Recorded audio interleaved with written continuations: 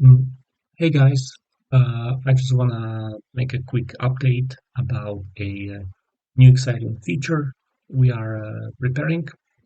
So we have been working for some time on a full economic overhaul of the game, and our goal is to bring the economy as close to historical accuracy as possible, and we hope it's gonna create emergent gameplay, like deeper emergent gameplay than the vanilla game. So what we actually have in the game, in the mod, is that the villages produce food and some basic rural and industrial goods such as ore. Then they are brought to the towns where they are bought by the citizen. Citizen pay this money back to the serfs, which give most of they give that money to their local lord. Some of it goes directly to the clan leader. Some of it stays with the settlement as it's representing local nobility. These goods the merchants, the citizens bought, are then turned into intermediate and finished products, which are then sold to other settlements, or they are bought by caravans, or they are used for military purposes. So all the all the units are gonna be equipped from either existing equipment, or they are gonna kind of buy it from the wealth of the citizens. So the when unit is created, it is created either from existing wealth or it is created from the wealth of they pay the citizens to make the equipment. And then finally the king and the lords can take these soldiers to the battle, and the idea is that, like, all the items you see in the game, all the production, be it food, be it wooden planks, charcoal, steel, or weaponry, all of it is actually produced. There is a real buying and selling by the citizen class. The castles and towns have their budgets, which then they use to pay for garrisons, or citizens become soldiers and they need to pay for this gear, or you have peasants, or the local nobility, which is using again this money to create militias and recruits. So, like, everything is coming from something that was really produced. Nothing is coming out of thin air. When the ruler hires you as a mercenary, he's actually paying you from his money. When you are ransoming someone, you are actually ransoming them for their wealth. You are not getting, in vanilla game, this is coming out of ether. It's coming out of nowhere. It's fake money, but we are trying to make economy based on real production, which also that means that the actual that you can have huge impact on the economy as well. You can blockade town or raid surrounding settlements, which are gonna cripple it. The other thing we wanted to do is to create the population correctly. So now the towns are going to have 10% of their bound population. So, like, if you have villages bound to the town that have total of 2,000 hearts, which we are treating as households, they are gonna result in 200 prosperity, which is 10%, uh, which is 200 households in the town, which was roughly the historical, ratio. You can improve this by building more buildings, which improves your infrastructure. But, like, we are trying to stick to, like, historically accurate ratios of citizenry versus peasantry. Other thing which we are doing is we are doing historically accurate prices. So we decided to uh, put everything in prices that were during 14th century, and we are using pences as because they were quite stable and well documented currency in 14th century England. And essentially every cost you're gonna see in the game is cost in pences times 10. We are multiplying by 10 in order to avoid, like some zero point 0.5, zero point 0.3 kind of prices, because these were sometimes prices for certain things. Uh, and same applies to production in the cities. We try to do it as historically accurate as possible. Generally speaking, resulting product from the input is roughly 3 to 5 times more expensive than the than the input itself. We are also really trying to make the trade historically accurate. So the luxury rare products like velvet, for example, or ivory, they are gonna be, if you take them far away to the other side of the world, they should be roughly 10 times more expensive.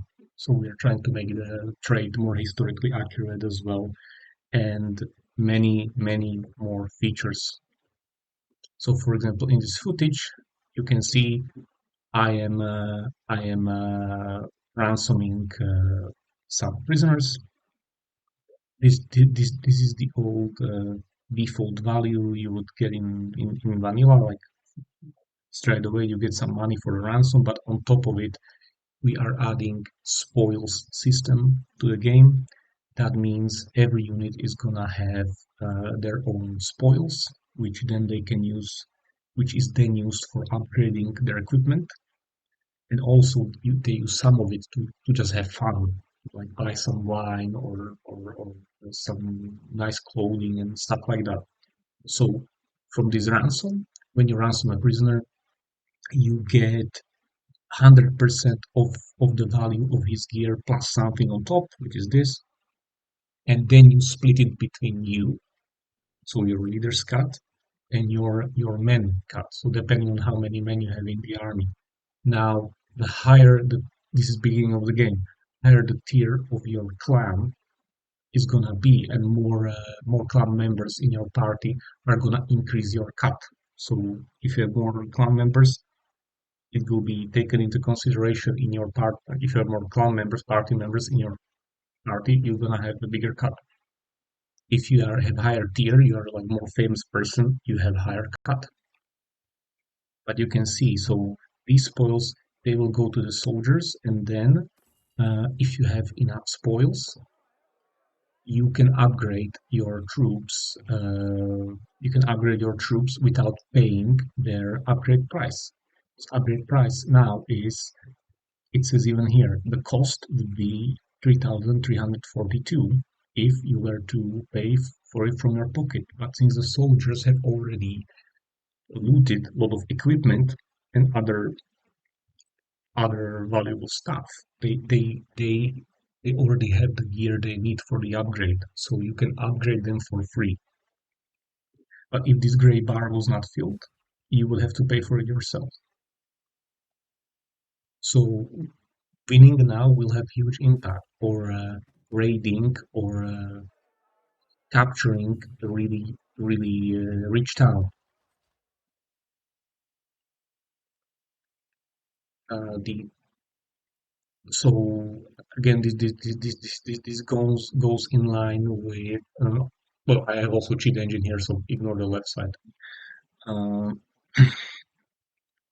so essentially, what you get here is you have you have your own spoils. These spoils are used to buy gear. If you are buying the gear from your own pocket, so that means your soldiers don't have it yet, you actually buy it from the city. You can see here the city has citizen wealth and settlement wealth. Citizen wealth is literally just what the people have. Settlement wealth is what the city is taxing from the population. So in this case, citizens are using this wealth to buy their own food. They are using the wealth to buy luxuries and to just like enjoy their life. And they're also buying it to buy inputs for the production, which then they turn into like higher value products. And also, in case of city, we try to do it historically accurate. So citizens are paying for their militia gear. So anytime militia appears in a city, it is paid for from citizen wealth. Militia cannot appear if citizens don't have wealth. So it's everything needs to come from somewhere. When it comes to garrison is being paid from settlement wealth because settlement wealth essentially represents the local representative of the clan, of the owner of the city. So garrison is being hired from the citizen wealth, or from the settlement wealth. Sorry. Then, as a feudal lord, obviously you can take your settlement wealth. Sorry, not your settlement wealth, but you can take your garrison for free. The other thing you have as a feudal lord, if you take recruits from the settlements of your clan, you can take them for free because that's your right as a feudal lord. King can do the same to you. He can take your soldiers for free because you are his vassal and this is the tax you are paying to him. You are paying to him in blood. If you are a third party, for example, mercenary, or you are a lord from a different clan, you need to pay the full price of the soldiers.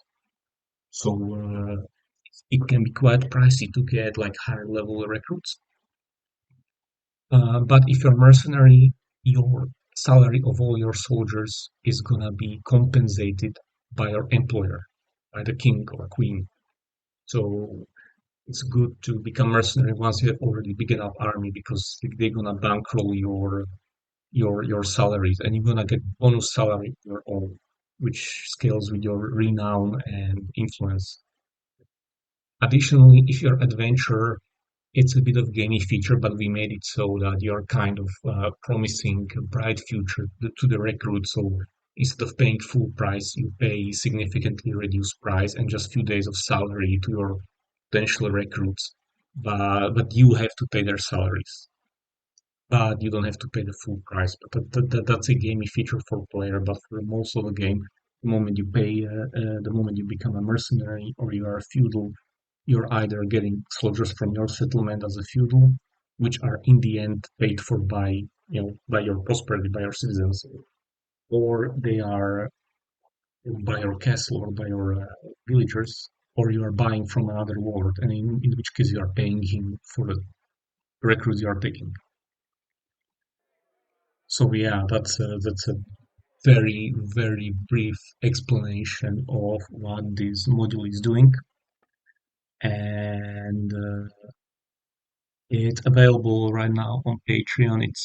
We are like posting patches every few days because it's in the hot code stage of development. We are constantly tweaking stuff, adding features and so on. And this was just like I was just scratching a surface here, like very very very quick and brief description of what the module is doing.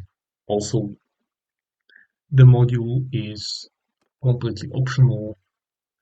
It can be completely disabled. It is very highly customizable and will be probably even more so when we release it as a stable version. But yeah, yeah. So yeah, essentially completely overhauling the economy, and that means if something is really good now, it's possible it's also gonna be really expensive. So it's kind of helps with balance as well. If back then it was just unit level. Oh, I almost forgot about one more thing. We completely reworked the auto resolve. So the auto resolve is now gonna be properly simulating the battle, and you are gonna get very similar results to actually fighting the battle. This applies both to sieges and to actual battles, and and we are really proud of it. And again, it helps with the balance because maybe some units perform better, but they probably have more expensive gear, which also means they are more expensive. So they might do better in real battle and auto resolve, but they also might cost 50% more. So like it kind of helps with the balance. And yeah, that's pretty much it. Real production, real supply and demand, real historical prices, real recruitment, attempt at doing feudalism properly, doing medieval guilds and citizenry properly.